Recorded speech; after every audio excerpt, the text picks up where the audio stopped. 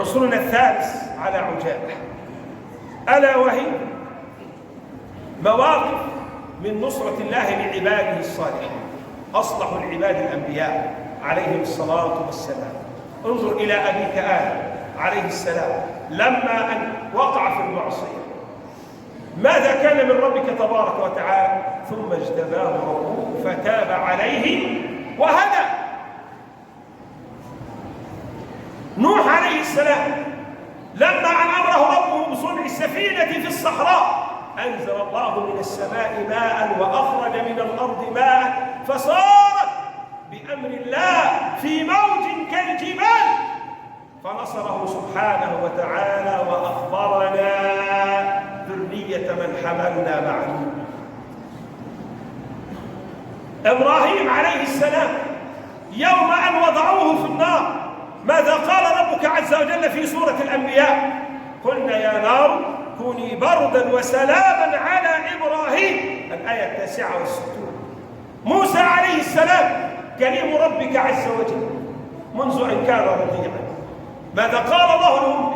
فإن خفت عليه فألقيه في اليم ولا تخافي ولا تحزني إنا رادوه إليك وجاعلوه من المرسلين.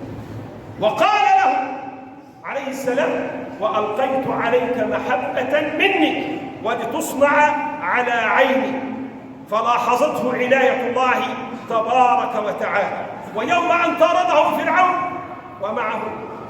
ومع موسى بنو إسرائيل والذين مع موسى عليه السلام، كما حكى الله عز وجل في الشعراء من الآية 61 وما بعدها: فلما تراءى الجمعان قال أصحاب موسى إنا لمدركون قال كلا إن معي ربي سيهدين فأوحينا إلى موسى أن اضرب بعصاك البحر فانفلق فكان كل فرق كالطود العظيم ثم أزلفنا سم الآخرين. هذا من توفيق الله، وأنجينا موسى ومن معه أجمعين ثم أغرقنا الآخرين.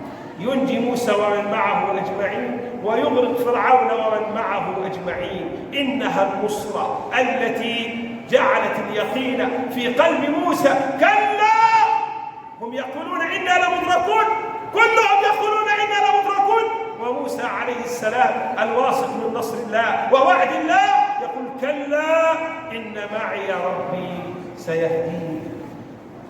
قالها محمد صلى الله عليه وسلم يوم أن وجد البكاء كما ذكرنا من قبل من الصديق رضي الله عنه في الهجرة، وهو يقول له ما ظنك باثنين الله ثالثهما. وأما يونس عليه السلام كما حكى الله في سورة الأنبياء في الآية 87 وما بعدها: فذنوني إذ ذهب مغاضبا فظن أن لن نقدر عليه فنادى في الظلمات أن لا إله إلا أنت سبحانك إني كنت من الظالمين فاستجبنا له. هذه هي النصرة، فاستجبنا له ونجيناه من الغم وكذلك ننجي المؤمنين. وأما عيسى وأمه آيات منذ أن كانت أمه طفلة صغيرة كما في آل عمران، كلما دخل عليها زكريا المحراب ولد عندها رزقا قال يا مريم أنى لك هذا؟ قالت هو من عند الله إن الله يرزق من يشاء بغير حساب. الآية 37 وما بعدها. ولذلك انظر ماذا تحرك في زكريا عليه وعلى نبينا وعلى جميع الأنبياء الصلاة والسلام، كأنه يقول يا رب أريد من هذا. هنالك دعا زكريا قال رب هب لي من لدنك ذرية طيبة إنك سميع الدعاء. فكانت الإجابة فنادته الملائكة وهو قائم يصلي في المحراب أن الله يبشرك بيحيى. ويوم أن ولدته عليه السلام وهي في أشد حالات الإعياء يقول لها ربنا تبارك وتعالى وهزي إليك بجذع النخلة تساقط عليك رطبا جنيا، كما عرفنا في خطبة الأخذ بالأسباب منذ جمعتين. ماذا تفعل امرأة ضعيفة بنخلة كبيرة وهي في حالة الولادة؟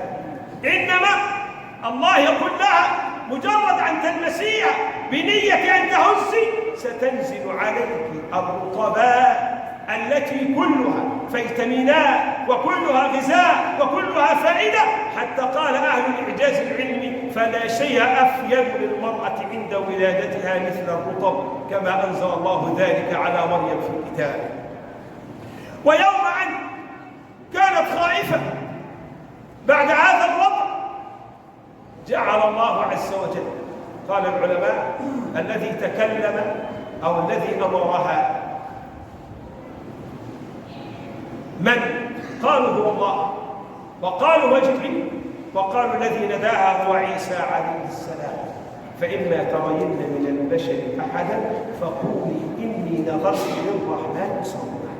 ولذلك بعدها كما في مريم: فأتت به قومها تحمله قالوا يا مريم لقد جئت شيئا فريا، يا أخت هارون ما كان أبوك امرأ سوء وما كانت أمك بغيا.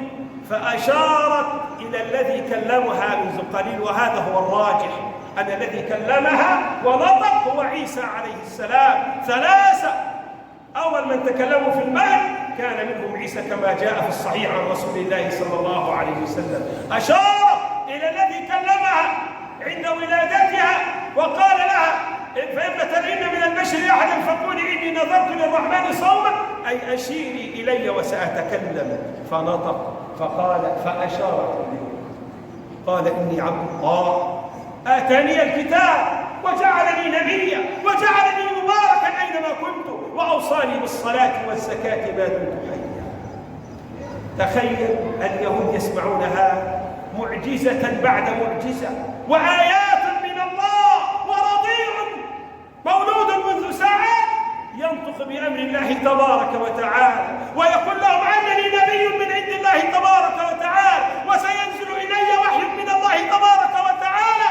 ومع ذلك يقولون على مريم عليها السلام أنها جاءت به من زنا. نعوذ بالله منه ومن أفعالهم ومن صفاتهم. ولذلك ماذا يقول ربنا تبارك وتعالى عن مريم وابنها عليهما السلام؟ قال: وجعلنا ابن مريم وأمه آية وآويناهما إلى ربوة ذات قرار ومعين. الآية 50 في المؤمنون. ربوة ذات قرار ومعين في سيناء، مكان عيسى وأمه عليهما السلام. ولما حاولوا قتله في آخر أنفاسه على الأرض، ماذا كان من ربك تبارك وتعالى؟ قال سبحانه وتعالى في سورة النساء في الآية 57 بعد 100: وما قتلوه وما صلبوه ولكن شبه لهم. أين هو الآن؟ أين هو الآن؟ في الآية التي بعدها: بل رفعه الله إليه. عقيدة كل المسلمين أن عيسى عليه السلام حي في السماء وسينزل في آخر الزمان، يصلي خلف المهدي المنتظر ويحكم بشريعة محمد صلى الله عليه وسلم ويكسر الصليب ويقتل الخنزير ويحكم بشريعة محمد صلى الله عليه وسلم. يأتي المهدي ليتأخر في دمشق عندما يرى عيسى عليه السلام فيقول: لا إمامكم منكم أمة محمد، أي شرف لنا أن يصلي عيسى عليه السلام خلف واحد من آل بيت رسول الله صلى الله عليه وسلم. المهدي منا أهل البيت، اسمه كاسمي يصلحه الله في ليلة. إلى آخر الحديث عن المهدي وعن عيسى عليه السلام.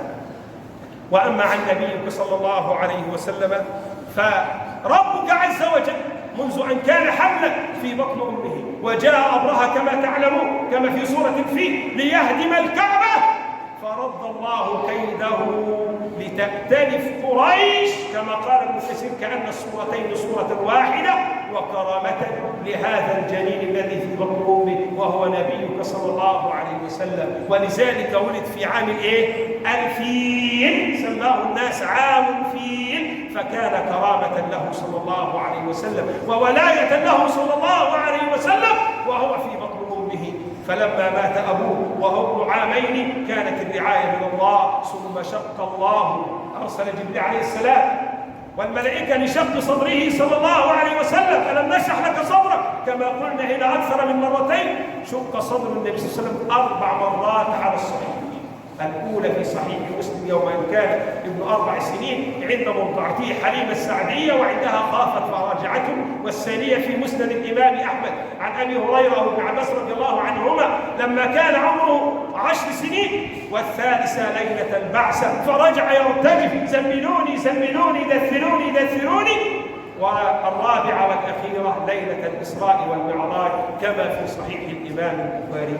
فكان هذا كله رعاية لجلاله صلى الله عليه وسلم لينشأ على أكمل الكمال البشري، لأنه قدوة للبشرية جميعا وخاتم المرسلين وحبيب رب العالمين.